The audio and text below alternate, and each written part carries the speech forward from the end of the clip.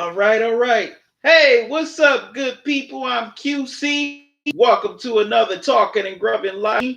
I'm still continuing my NFL preview for 2019 by breaking down each division in the AFC and the NFC. Tonight, I'm flipping it to the NFC South.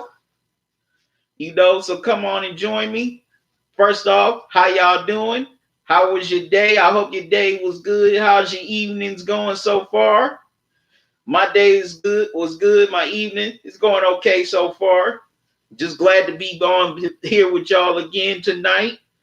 I've been enjoying these live streams, reading your comments, whether it's been during the chat on the live streams or comments on the playback. Excuse me. Let me put my notes up here for a second. I see Intelligent Psycho came in here already. What's up, man? How you doing? Okay, you think the Falcons might win the division? Okay. Now, if it's your first time here in the here on this live stream, welcome. Don't make it your last. Subscribe to the channel when you do. Click on the bell icon so that way you won't miss any new videos or upcoming live streams from me. Because for the next few days, I'm going to be live streaming, giving my breakdown of the AFC East, NFC East, and the AFC West and the NFC West. So definitely don't want to miss that. Just about to share to everybody on social media that I'm live right now. About to grub in a little bit because I am hungry.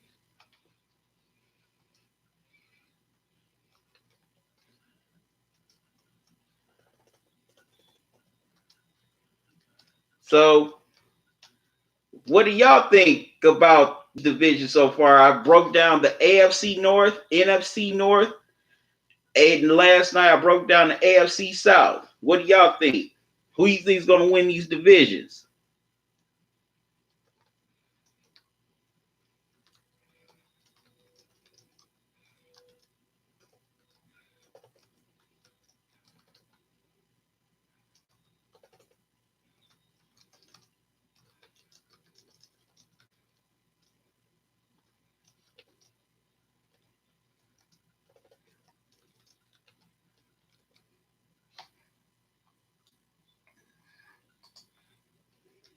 Yes.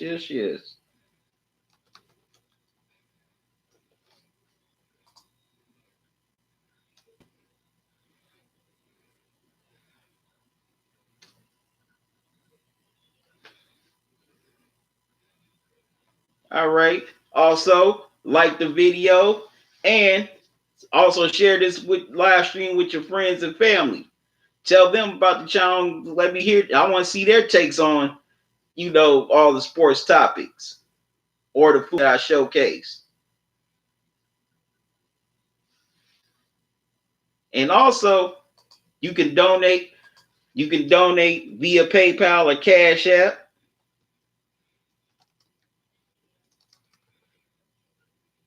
Donate whatever you can. Because I want to continue to keep this going to create more quality content for y'all. I enjoy doing this. I just love being on here, making these videos, talking with y'all. Whether you agree with me or disagree, I enjoy it all. So any donation will help, no matter how big or how small. It would just help me keep this content going. Also, I want to do more, outside things like going to other sporting events, as well as showcasing more restaurants or food festivals like I did with the Taste of Chicago. You can check that video now.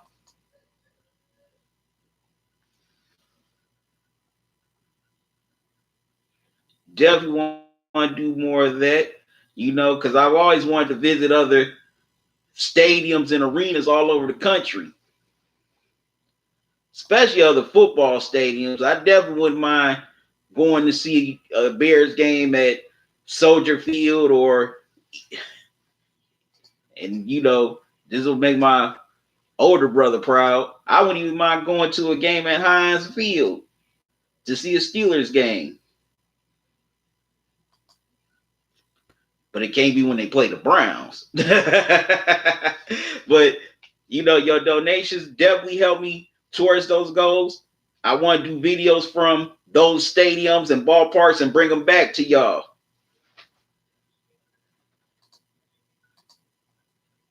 But first, let me grub. I'm about to grub on this Wendy's Son of Baconator.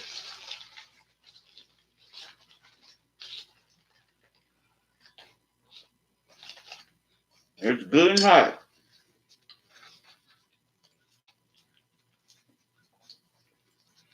Good and hot. Now, the NFC South is a real tough division.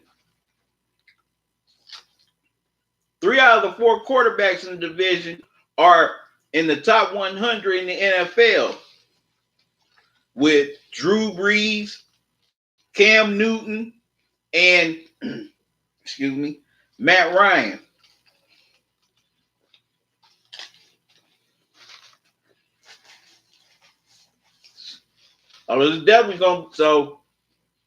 This division is definitely going to be a battle. One is going to win the division. The other one or two are going to go to the playoffs as a wild card.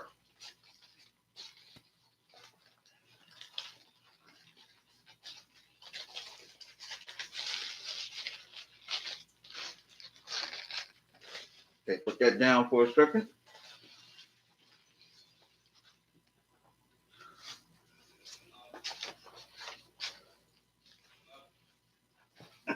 So, let's get into it. And I'm starting with the defending NFC North champs, the New Orleans Saints. Now, last year, the Saints started off slow, but as the season went on, they got on a hell of a roll and ended up clinching the NFC South and got to the NFC Championship game, where they lost in a heartbreaker to the LA Rams due to a BS call late in the fourth quarter. The Saints definitely got robbed on that pass interference call. They should have threw the flag on old boy from the Rams. He definitely pushed off on, on the receiver. Or was that the tight end late in the game? That should have been a pass interference automatically. It seemed like the Saints should have went to the Super Bowl last year instead of the Rams. But hey, sometimes that's the breaks, as Curtis Blow used to say. But, the Saints, they're coming back with mostly their full squad. Of course, Drew Brees, who seems like he's just drinking from the fountain of youth, because, man, this man had an MVP type year last year. And he definitely balled out in the playoffs. And not could see him be, challenging for the MVP again this season. Also, Michael Thomas just signed that $100 million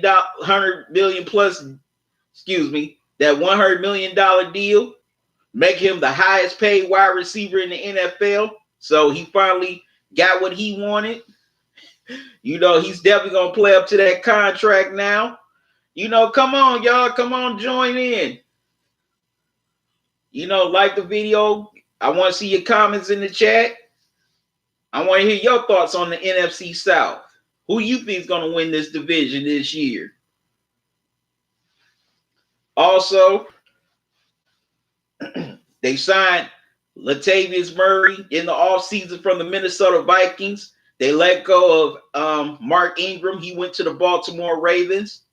But they still got Alvin Kamara. He's one of the baddest running backs in the NFL. Not only he can rush the ball, but he's one hell of a receiver too.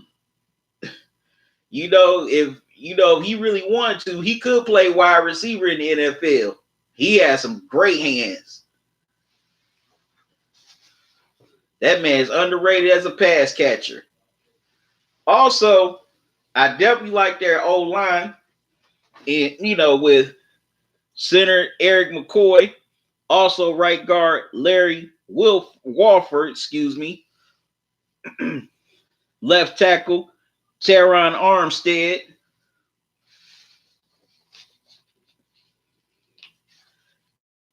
and also, well, they didn't do a lot of moves in the offseason. They signed, well, like I said, they signed Latavius Murray. They also got Malcolm Brown, the nose tackle, as well as Craig Robertson, the linebacker in free agency, to shore up their defense because they were kind of thin on linebacker last year.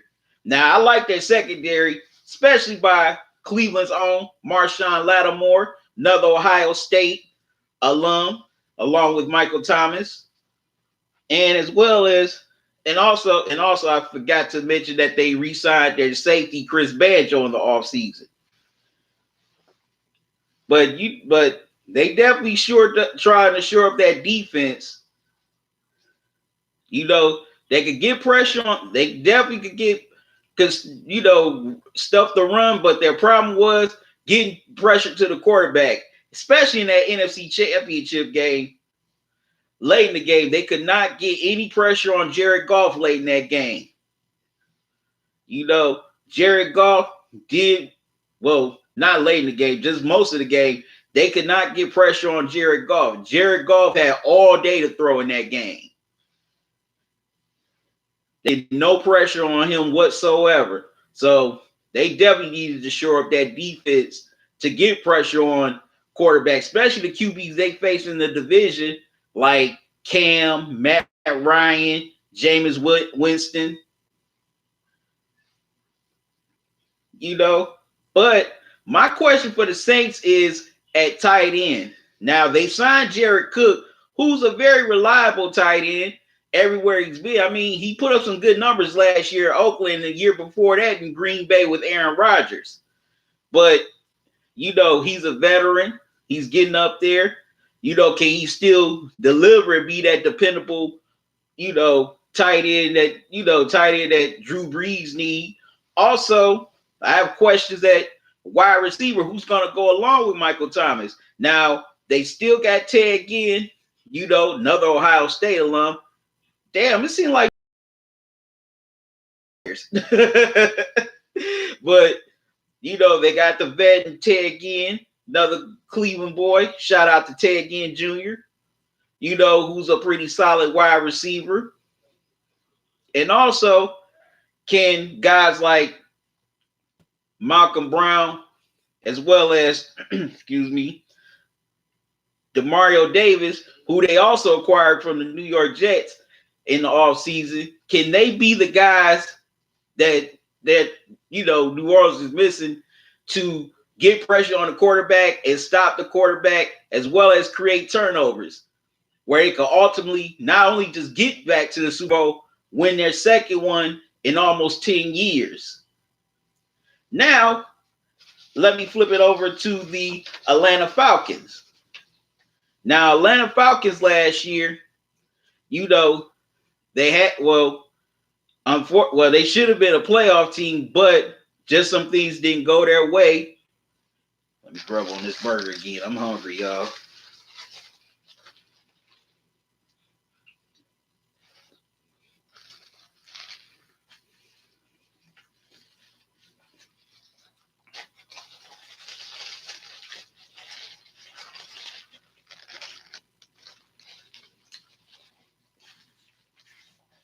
But the main reason why the Falcons failed to make the playoffs last year was because of their defense. And they also released some of those defensive players in the offseason, like veteran Brooks Reed. But they also had some other key losses, like they let Tavon Coleman go to the San Francisco 49ers, where he reunited with his old offensive coordinator, now 49ers head coach Kyle Shanahan. But they also franchise tag defensive tackle Grady Jarrett. He's one of the best in the NFL. I think he's underrated. They also acquired Jamon Brown in the offseason, as well as left guard James Carpenter. Excuse me. They did, but the Falcons didn't do too many moves. Now, Matt Ryan, he's a top 30 quarterback. I think he gets a little bit underrated. And also, I think he takes a little bit too much crap from that Super Bowl blunder a few years ago. Julio Jones, as y'all all know, he's one of the best wide receivers in the game. Also, Dante Freeman, who had his injuries last year, is one of the best running backs in the game. He's also a pretty solid pass catcher as well as a great rusher.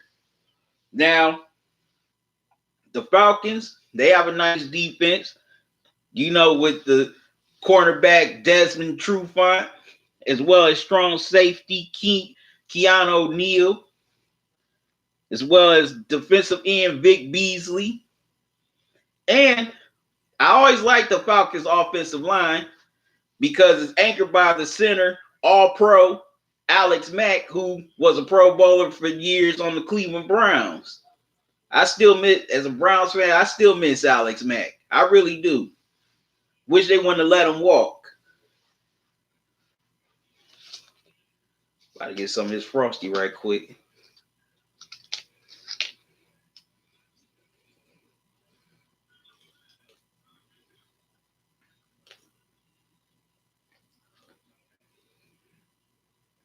And also,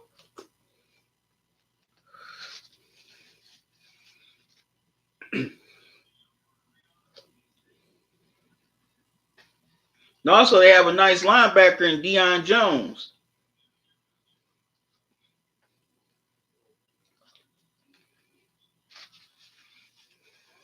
Y'all excuse me. I'm hungry. But now my question is, same thing with the Saints, tight end. Who really step up and be that top tight end for Matt Ryan? Now, Austin Hooper, he's a serviceable veteran tight end, but he's night and day. 1 week he has one. Last year he would have one great game. Then the next 3 weeks he would have some garbage games.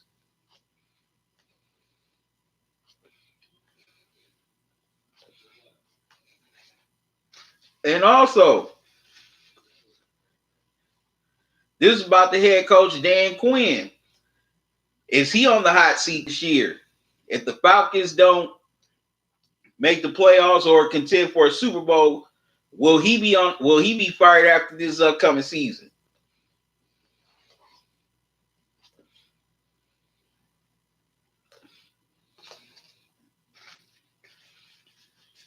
Because I know a lot of Falcon fans blame Quinn for a lot of the team's failures in these past few years. And also, they hold him responsible for not living up to their potential, especially that Super Bowl choke job a couple of years ago.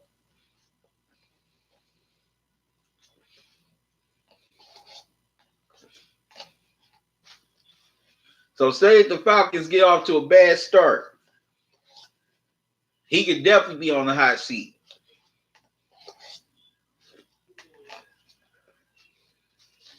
Y'all gotta excuse me. Put this Frosty down.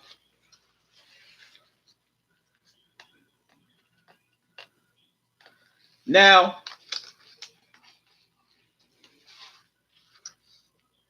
the Falcons, if they could definitely just get off to a good start, they have a great chance. They have the talent. They got one of the best QB and wide receiver duos in the game who kind of goes a little bit under the radar. Excuse me. They have a nice running back. They got a good offensive line. But also, I got another question. But also, I got questions about their defense because last year they couldn't stop the run. They kept on getting used and abused when they played great offenses, especially on the run game. And also in the passing game, that secondary got burnt. Who's going to step up with Trufant? Can the rookie Kendall Sheffield step up and be that other shutdown corner to go with him? Or, me, Taviz, I had to make sure I had his name right. Taviz Calhoun, excuse me, or Neil Ryan. Can that secondary hold up to stop, great receivers like a Michael Thomas, who they're going to face twice? A Mike Evans in Tampa Bay, who they're going to face twice. So that's what my questions on the Falcons are. But if everything goes right and the team gets on the same page, I could definitely see the Falcons challenging for the division or making it as a wild card team. All right, now on to the next team, which is the Carolina Panthers. Now, last year, the Panthers, they came out of the gate hot. They were 6-2 after 8 games, and everyone thought that the division was theirs for the taking. Some even thought that, they would be contenders in the NFC. But after they went 6-2, the wheels just fell off. They ended up losing 4 in a row. Well, no, they ended up losing 5 in a row. Also, Ron Rivera relieved his former defensive coordinator of his duties. He took over the defense along with, one of his assistants.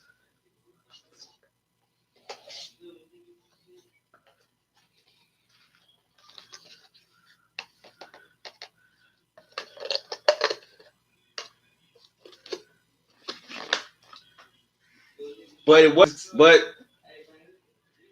Ron Rivera could not put the wheels back together as the Panthers ended up having a major letdown and ended up missing the playoffs. Now, we all know Cam Newton is one of the best quarterbacks out there in the NFL.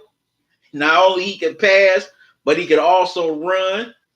So every defense that they face this season is definitely going to have to be aware of Cam's legs. Trying to rush for first downs or keeping plays alive with his feet. But they made some nice additions in the offseason. They won the Jared McCoy Prize. After many teams were pursuing, including teams like the Browns and the Ravens. Also, they added linebacker Jared Norris, strong safety Colin Jones. And also, as I mentioned, they want Jared McCoy, and they added center Matt Paradis from the Denver Broncos. So they've definitely upgraded their offensive line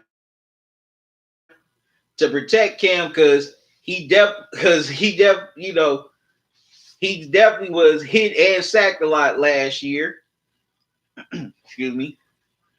And Jared McCoy, he's going to an already pretty good defense that's anchored by the multiple All-Pro Luke Kuechly, who's one of the best linebackers in the game. Also, cornerback James Bradbury, strong safety Eric Reed, the veteran, who played on the San Francisco 49ers for a long period of time. And also the defensive end core in Bruce Irvin, and Brian Fox Jr. But also,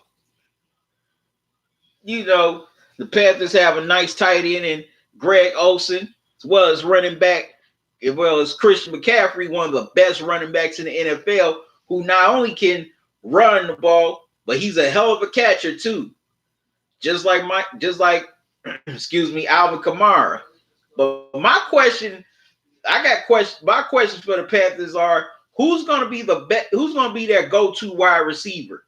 They let Calvin Benjamin, they traded Calvin Benjamin last year at the trade deadline, and also they let DJ Moore walk. I mean, not DJ Moore, my mistake. But they let another wide receiver walk, excuse me. But DJ Moore, he was pretty inconsistent last year. Also, Jarris Wright, he definitely didn't step up last year. So who's Cam gonna get the ball to? That's the question. Greg Olsen, like I said, he's a great tight end, but the problem is he can't stay healthy. And that's a shame because he's one of the best tight ends in the NFL when he's healthy. But the last few seasons, he's been, injuries has cost him his whole season. And that's just such a heartbreak. Because I like Greg Olsen. I really do. And I definitely want to see him do well and have a great career. But if he goes down, can Cameron Artis Payne step up in his place?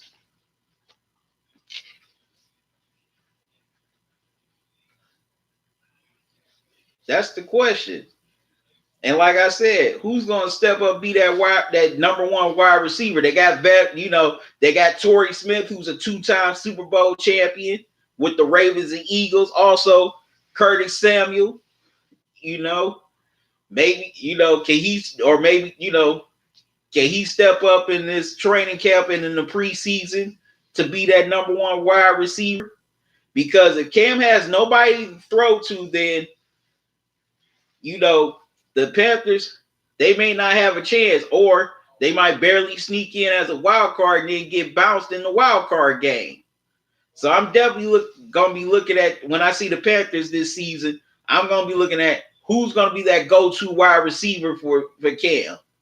And can Greg Olsen stay healthy this season?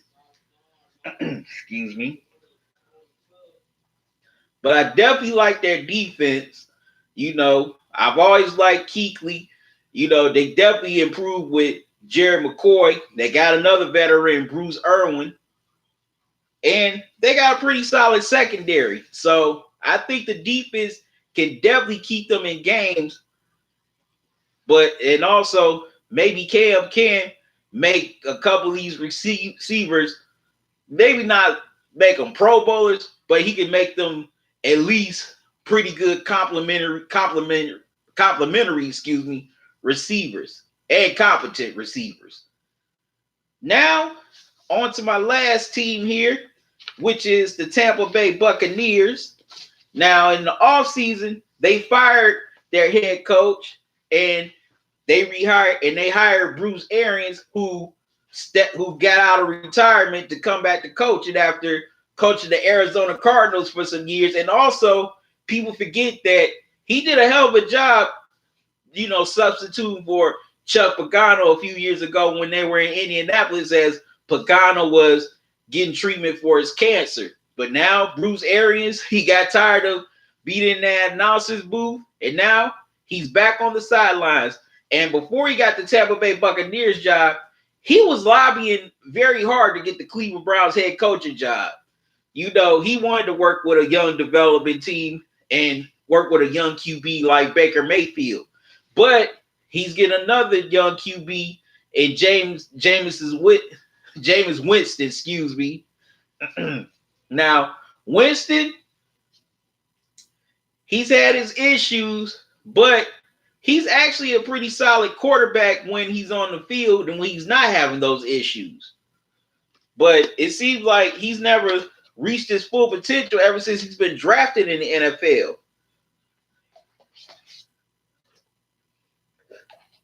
It's like he should at least be a top 30 quarterback.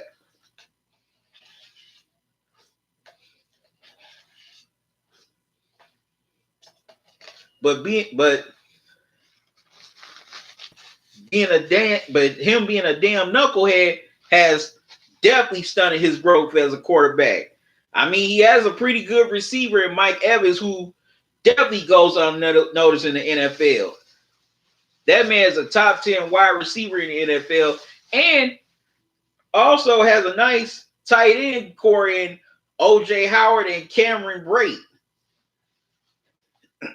And they also have a solid defense. They picked up Devontae Bond in free agency. They re-signed Kevin Minter. They picked up Deion Buchanan in free agency as well. They have a nice safety in Kentrell Bryce and nice corner in Carlton Davis and a good defensive end in Carl Nassib, which is an ex-Cleveland Brown. Now, if y'all watched Hard Knocks last year, he was the dude that was giving the team financial advice. If I ever strike it big, maybe I would go to Carl Nassib for some financial advice. But my question for the Tampa Bay Buccaneers is their offensive line. Who's going to protect Winston while he's there in the pocket? Are they going to give him enough time to throw the ball? Are they going to open up holes for the running game? For running back like, excuse me, like, oh, my mistake, Peyton Barber, the free agent that they acquired in the offseason. Also, can Rashad Perryman, who was playing on the Cleveland Browns, who basically rejuvenated his career with the Cleveland Browns last year, can he step up and be that second wide receiver along with Mike Evans? Can he continue what he did in Cleveland with Baker Mayfield and recreate that again with Jameis Winston? Definitely want to see what Rashad Perryman can do, because I think Baltimore really gave up on him too soon. And then you saw when he got signed by the Cleveland Browns last year that he started just balling from day one like he had never left the NFL. He was one of Baker Mayfield's favorite targets outside of Jarvis Landry and David Njoku. So I definitely want to see if he could continue that, continue rebuilding his career again in Tampa Bay. Jag, in a roundabout way, I wish the Browns still would have kept him. Wow. But now with the Tampa Bay Buccaneers, I think they could be a solid team, but for some reason, I'm not buying them as a playoff team. They got too many questions and too many holes. But, Bruce Arians, who, guided a young, a Colts team to the playoffs without it, while playing substitute head coach. And also, he ended up guiding the Arizona Cardinals to a couple of playoff appearances, especially the NFC Championship game a few years ago. If Bruce Arians can get this team together and have them competing and end up contending for a playoff berth, then, in my opinion, he's definitely a Coach of the Year candidate. But I just don't see it. It's going to take some time for them to be, to be a playoff team. But you just never know. If everything goes right and they get on the same page and buy into what Bruce Arians is doing, then they might surprise. They might be one of those surprise teams this year. Oh, Intelligent Psycho, what was you saying, man? What was the message you was typing in? And also, Intelligent Psycho, if you still in here, why you think the Falcons will win the division?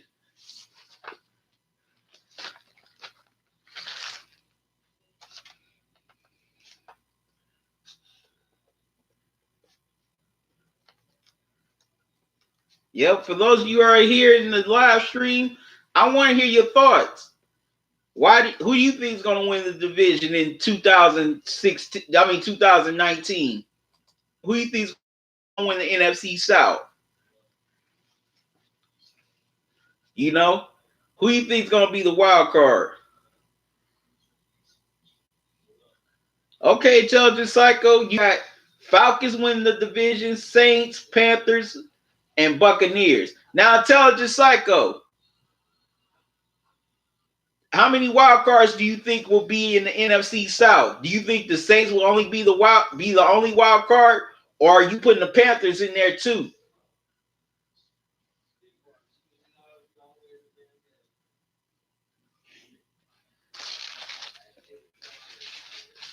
little bit of this burger.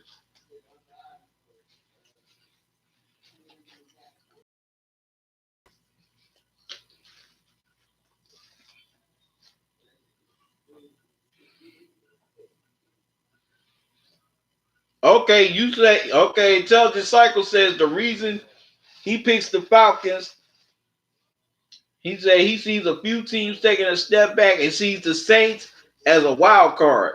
Okay. Okay, that's your prediction. That's your reason. All right, Intelligent Psycho. Knock you for that.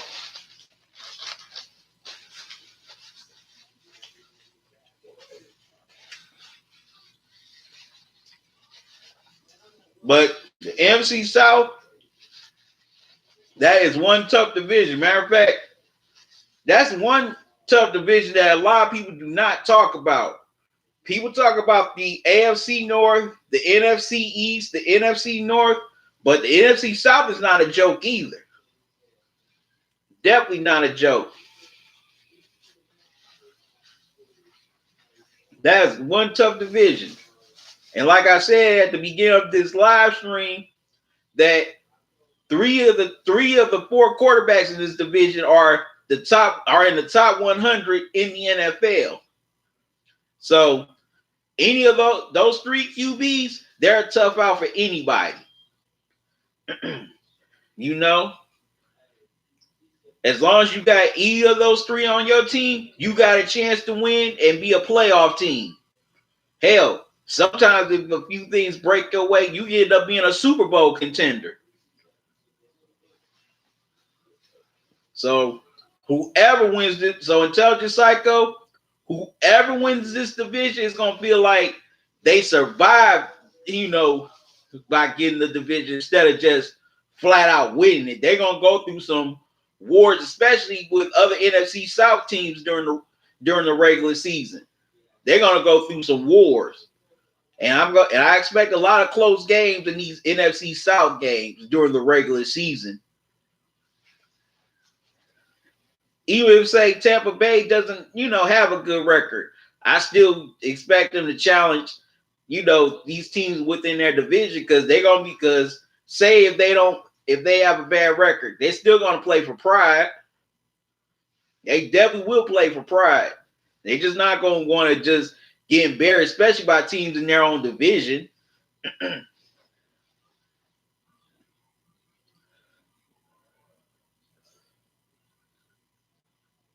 Okay, Intelligent Cycle, you say the Saints might have hangover from Minneapolis Miracle in the championship blunder. Well, you never know. Sometimes, when teams have that devastating of a loss, sometimes it does take a minute to get over it.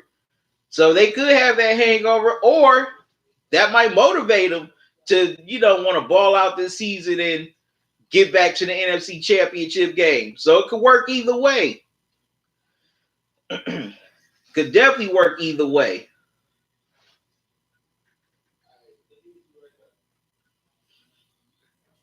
Definitely could work either way. As a matter of fact, Mark Ingram, they asked him about it the other day at Ravens training camp about that NFC Championship game loss. He said that, a lot of players on that Saints team may not ever get over it. Matter of fact, I think he was including himself too, that he may not ever get over that, despite the fact he's playing on another team right now.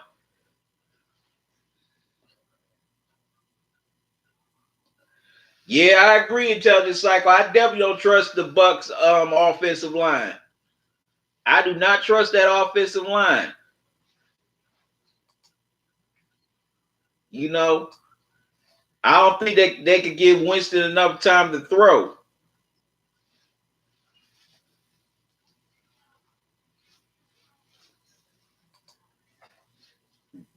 And also, I don't believe that they can open up holes for running backs to get some big yards and some big chunk plays. All right, so now here's my prediction for the NFC South in 2019. I think the Saints will win the NFC South once again, but it's not going to be easy. They're not going to here. They're going to win in a battle. You know, they're going to be battling with Atlanta and Carolina for that NFC South crown. My second team is the Atlanta Falcons. You know, I definitely think that the new pieces are going to definitely help this team. Also, you still got Julio Jones, Matt Ryan, Devontae Freeman. They may battle it out with New Orleans for the division, but I don't think they're going to have enough to hang with them to ultimately overtake them for the division. Third, I got Carolina. Now, Carolina, they still got Cam. And if Cam can get those receivers on the same page with him, then that's definitely a dangerous team. If they can put it all together this season, I could definitely see Carolina being back in the playoffs and definitely see them as a wild card team. And last, the Tampa Bay Buccaneers. Now, they have some talent, and I definitely like Bruce Arians. I respect him as a coach, but Bucs have too many holes, especially offensive line. They have too many holes at offensive line, and I can't see them protecting Jameis Winston on a consistent basis.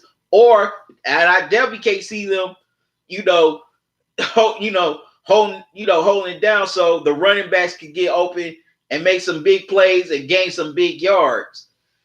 And also, now they have a nice defense, but they still need to add more pieces to that defense before it could become a great defense and they can just start beasting. So, Tampa Bay, they could go anywhere from 8-8 to 6-10. Well, anyways, I got to get out of here, y'all. That's my breakdown. That's my preview of the NFC South. Be back here tomorrow night as I will flip it over and break down the AFC East. Now, I won't be doing any live streams Saturday, but I'll be back Sunday night at 8:30. As well as I'll be back here at 8:30 tomorrow night with my new live stream. Thank y'all for joining me. Shout out to all of y'all for watching the live stream and leaving your comments in the chat. And also, for those of you who watch the playback, leave your comments in the comment section below. I want to hear your take on the NFC South. Who do you think is going to win this year? Do you see three teams in the playoffs from the NFC South like I do, or you only see just two? Leave it in the comment section below. Once again, you can donate via PayPal, via Cash App. I left my Cash App cash tag in the chat, here in the chat, as well as my PayPal link. Any donation, I greatly appreciate it. I want to continue to create this quality content for you guys. I enjoy doing it, but also I want to expand. I want to do more. I want to get outside, outside of here. I want to do, different sporting events, go to different stadiums, arenas, as well as showcase other restaurants in Cleveland, as well as outside of Cleveland. And your donations will definitely help me reach those goals. Till tomorrow night, y'all have a good one. Love y'all to life. QC out. Y'all enjoy the rest of your evening.